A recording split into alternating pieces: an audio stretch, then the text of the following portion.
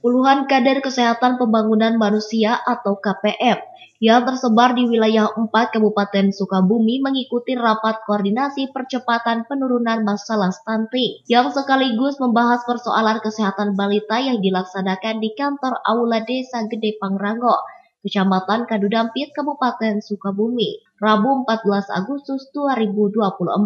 Ketua Tim Pelaksana Pencegahan Stunting Kabupaten Sukabumi, Ioso Mantri, mengatakan angka stunting di Kabupaten Sukabumi berada di peringkat 5 terbesar di Provinsi Jawa Barat dengan persentase 27,5%. Dijelaskannya masalah stunting diakuinya cukup berat. Secara nasional hanya bisa turun di angka 0,5%. Alhamdulillah data yang hari ini ada memang turun dari 27,05% menjadi 27%. Jadi kita turun 0,5% dibanding dengan kabupaten lain. Insya Allah alhamdulillah ada penurunan cukup tinggi. Secara rata-rata nasional turunnya hanya 1%, 0,1, kemudian kita ini turunnya 0,5%.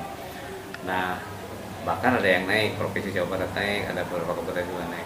Tapi masih demikian, kita karena berangkatnya dari 27,5%, jadi cukup berat, sehingga posisi kita ini masih bertengger di 4 besar atau 5 besar di tingkat Provinsi Jawa Barat.